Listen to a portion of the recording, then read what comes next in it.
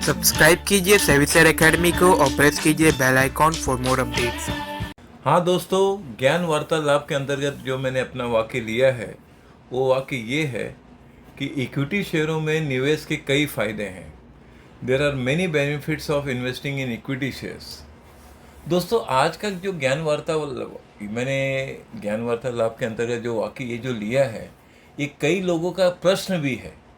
कई investors, specially जो beginners हैं, उनका एक प्रश्न सबसे बड़ा है कि ये शेयर्स में इन्वेस्ट करने का क्या बड़ा फ़ायदा है।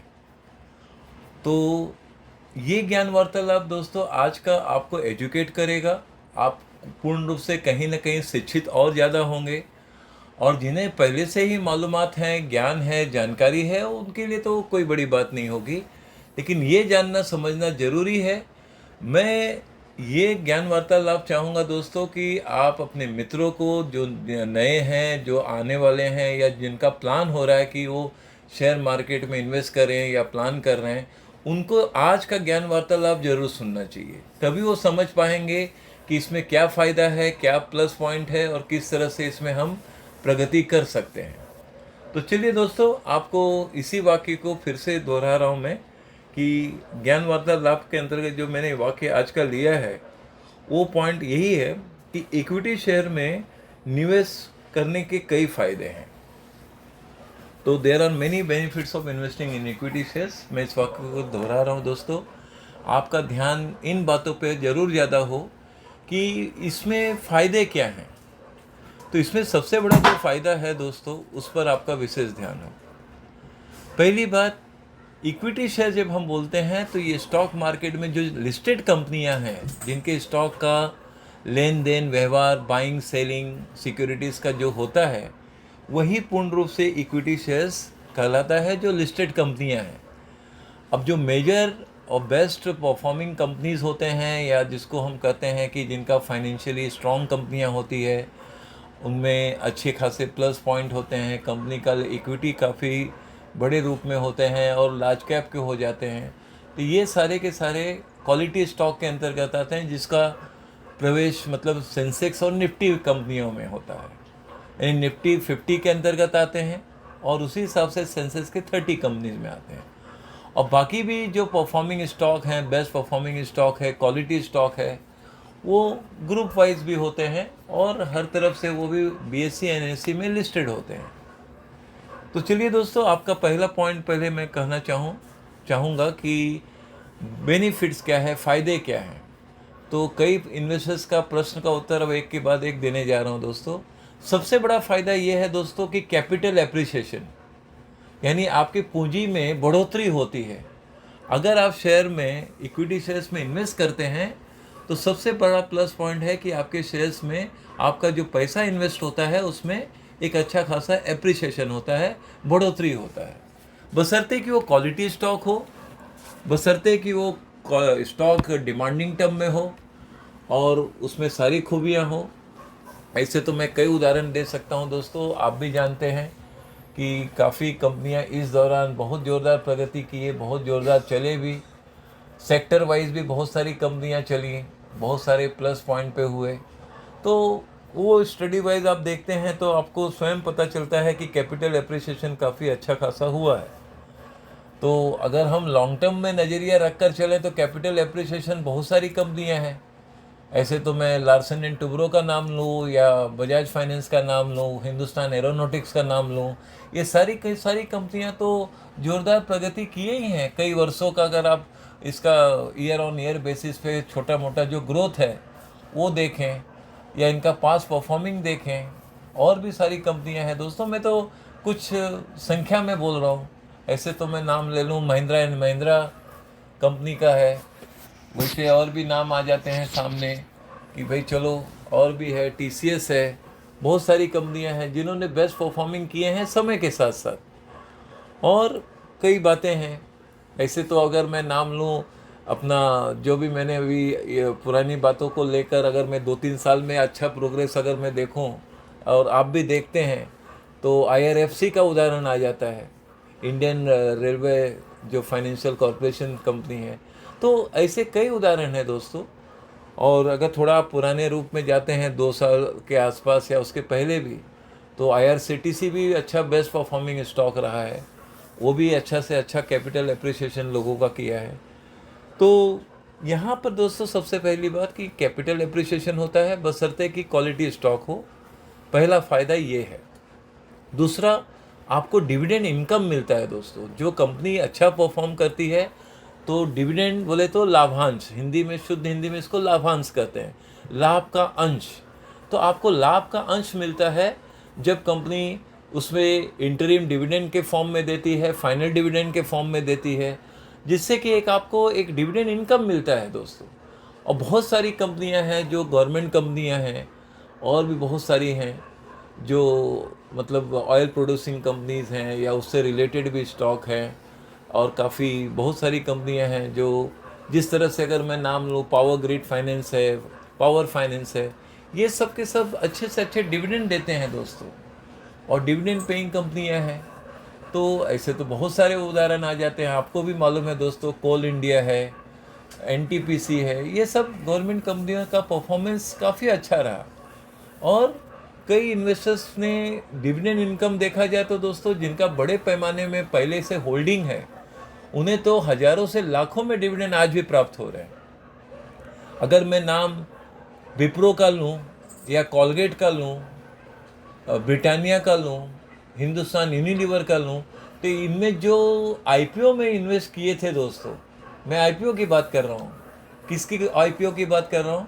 मैं IPO की बात कर रहा हूँ विप्रो का, मैं IPO की बात कर रहा हूँ कॉलगेट का, मैं IPO की बात कर रहा हूँ ब्रिटानिया का, हिंदुस्तान यूनिलीवर का।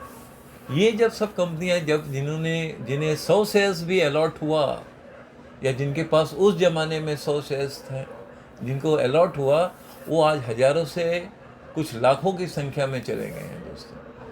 तो उसका डिविडेंड भी आप समझिए ना, जिनके पास अगर वो 1 रुपया भी कंपनी देते हैं और लाखों शेयर जिनके पास है, तो लाखों रुपया डिविडेंड आ जाते हैं। तो सबसे बड़ा बेनिफिट है डिविडेंड इनकम का दोस्तों।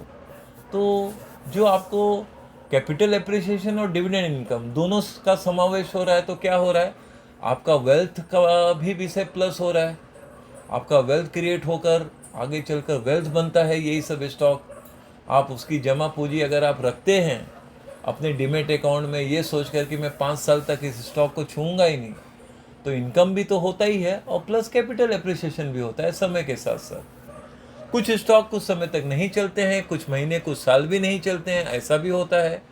लेकिन जो पहले के इन्वेस्टर्स हैं, उन्हें तो हाइट ऑफ, मैं कहूँगा दोस्तों, कि बेनिफिट ही बेनिफिट मिला है। ये सारे प्लस पॉइंट्स हैं। इसके अलावा सबसे बड़ा फ़ायदा ये है दोस्तों कि बोनस इशू और राइट इशू, ये भी बहुत बड़ा फ़ायदा है दोस्तों। और प्लस स्प्लिट बेनिफिट्स। अब कोई कंपनी का 10 रुपया फेस वैल्यू है, वो अगर कंपनी 1 रुपया कर रहे हैं, तो वो number of shares share holder के पास बढ़ जाते हैं, और शेयर होल्डर के पास जो 100 शेयर होते हैं तो 1000 हो जाते हैं अगर वो स्प्लिट हो रहा है। तो बोनस में है भाई, चलो 100 शेयर है और 1:1 बोनस दे रही है, तो आपके पास 100 की जगह पे 200 शेयर हो जाएंगे, क्योंकि वो 100 शेयर्स का जो मिल रहा है आपको फ्री गिफ्ट मिल रहा है कंपनी के द्वारा। तो वो एक तरह से बोनस शेयर्स आपको मिलता है, वो सबसे बड़ा फ़ायदा है। उसी के साथ साथ जैसे मैंने कहा, राइट इशू, कभी कभी कंपनी को एडिशनल इनकम एडिशनल अगर उनको कुछ प्लान है, एडिशनल प्लानिंग है, कुछ कंपनी को बढ़ाने के लिए कुछ प्रोजेक्ट है, उसके लिए यदि कंपनी को पैसे चाहिए, तो वो अपने एग्जिस्टिंग शेयर होल्डर को कुछ कम भाव में शेयर इशू करते हैं, और उसी का नाम कहलाता है राइट इशू। तो ये भी बेनिफिट होता है, क्योंकि कंपनी का जो शेयर्स दिए जाते हैं शेयर होल्डर को, वो कम भाव में मिलते हैं। उन्हीं शेयरों को बाद में मार्केट के भाव से अगर वो बेचते हैं, तो उन्हें वहाँ भी फ़ायदा ही होता है। तो ये सारी खूबियाँ हैं दोस्तों, कि स्प्लिट का बेनिफिट, बोनस का बेनिफिट, प्लस जैसे मैंने अभी बताया आपको कि इन सब बातों का जो बोनस है, राइट इशू का बेनिफिट, ये सारे बेनिफिट शेयर होल्डर को मिलते ही मिलते हैं। और यहाँ पर जब आप शेयर्स खरीदते हैं दोस्तों, तो आप एक तरह से पार्ट ऑनर बन जाते हैं, एक तरह से आप कंपनी के मालिक का रूप हो जाता है, क्योंकि आपका एक अंश जो आप कैपिटल जो आप इन्वेस्ट करते हैं मार्केट में पैसा, वो कंपनी के आप शेयर होल्डर बन जाते हैं। तो आपका जो मतलब स्टेटस है वो एज ए ऑनरशिप में आप आ जाते हैं। तो ऑनरशिप पेपर पे है, लेकिन आप कुल मिला के कंपनी का जो आपके जरिए ही कंपनी जब पहली बार आईपीओ में इन्वेस्ट होता है कि आप ही की कैपिटल के जरिए तो कंपनी एक्सपांड होती है। उसे बखूबी सही मैनेज करके जब कंपनी को बढ़ाया जाता है, बोर्ड ऑफ डायरेक्टर्स एक अच्छा स्टेप जब लेते हैं, अच्छा मैनेज करते हैं, तो कंपनी का बिजनेस एक्सपांशन तो होता ही है और उसी का फ़ायदा शेयर होल्डर को मिलता है कैपिटल एप्रिसिएशन के फॉर्म में। और समय के साथ साथ डिविडेंड इनकम, बोनस इशू, या जैसे मैंने कहा स्प्लिट वाली बात, ये तो सब भविष्यकाल की बात है। ये सभी कंपनियों पे लागू नहीं होता, ये तो कंपनी के मैनेजमेंट के ऊपर निर्णय है कि वो बोनस इशू निकाले या स्प्लिट वाली बात हो, वो सब कंपनी के मैनेजमेंट पर वो निर्णय उन पर निर्भर करता है। तो ये भी बहुत बड़ा फ़ायदा है। अब जैसे मैंने अभी उदाहरण दिया आपको कॉलगेट का, ब्रिटानिया का, हिंदुस्तान यूनिलीवर का, या जैसे मैं विप्रो का उदाहरण दे रहा हूँ। तो इसमें दोस्तों जिन्होंने आईपीओ में इन्वेस्ट किया, आज उनके पास हज़ारों या लाखों के नंबर ऑफ शेयर्स कैसे हो गए? वो इसी कारण से हुए हैं, बोनस और स्प्लिट, और स्प्लिट के बाद बोनस पे बोनस। यही सब बेसिक कारण है दोस्तों, जिसके कारण सबसे बड़ा फ़ायदा ये भी है। तो इससे भी और भी एक प्लस पॉइंट है दोस्तों कि जो लिस्टेड सिक्योरिटीज़ हैं, स्पेशली जो निफ्टी सेंसेक्स में कंपनियां हैं, यदि आपको लोन चाहिए तो बैंक इन्हीं इक्विटी शेयर्स जो जिनके पास है, स्पेशली जो निफ्टी और सेंसेक्स की कंपनियां हैं या जो बेस्ट परफॉर्मिंग कंपनीज है, अगर उसका आपके पास जो कंपनी के यानी बैंक के पास भी इन कंपनियों का लिस्ट होता है जिसके अगेंस्ट वो कोलैटरल सिक्योरिटीज़ के रूप में आपको लोन भी देती है। ये सबसे बड़ा, ये भी एक बेनिफिट है दोस्तों। अब वो बेनिफिट डिपेंड करता है आपके रिक्वायरमेंट पर और फ्यूचर पे। तो ये भी एक तरह से असेट ही हुआ ना भाई। अगर आपको लोन चाहिए तो बैंक क्या करती है कि तुम्हारे पास फिक्स डिपॉजिट है तो उसके अगेंस्ट मिल जाएगा, या आपका खुद का प्रॉपर्टीज़ है, आपके पास फ्लैट है, घर है, आपके नाम है, तो अगर वो बाकायदा लीगली सब सही है तो उसके अगेंस्ट आपको लोन मिल सकता है। तो उसी तरह से दोस्तों, उसी तरह से आपको जो लिस्टेड कंपनियां हैं, जैसे मैंने कहा ना अभी आपको, स्पेशली जो निफ्टी की कंपनी है या सेंसेक्स की कंपनियां हैं, अगर वो शेयर्स, उस कंपनियों का शेयर आपके पास है तो किसी भी बैंक में, ये सभी बैंकों में लागू नहीं है, जैसे एचडीएफसी बैंक है या कुछ आईसीआईसी बैंक है या कोटक महिंद्रा बैंक है, इन बैंकों में जहाँ तक अधिकतर देखा गया है कि कोलैटरल सिक्योरिटीज़ के नाम पे आपको अगेंस्ट इक्विटी शेयर्स पे आपको लोन मिल सकता है। तो ये भी एक बेनिफिट हुआ ना। अगर ये बात है तो आप ये समझिए कि भाई ये असेट है तभी तो आपको लोन मिल रहा है। जैसे हम फ्लैट के अगेंस्ट लोन ले रहे हैं तो हमारे पास फ्लैट है तो वो असेट है, तो उसी तरह से ये आपके पास ये असेट है तभी तो बैंक लोन दे रही है ना आपको। तो ये भी बेनिफिट है दोस्तों, ये भी एक फ़ायदा है। अर्जेंसी इमरजेंसी में कभी लोन की भी बात हो तो आपके पास अच्छे से अच्छी कंपनियों का अगर सिक्योरिटीज़, अगर शेयर्स हैं तो उसके अगेंस्ट आपको लोन भी मिल सकता है। ये भी एक बेनिफिट है दोस्तों। लेकिन ध्यान रहे कि वो कंपनियों का नाम उस बैंक के लिस्ट के अंतर्गत होगा तो ही मिलेगा।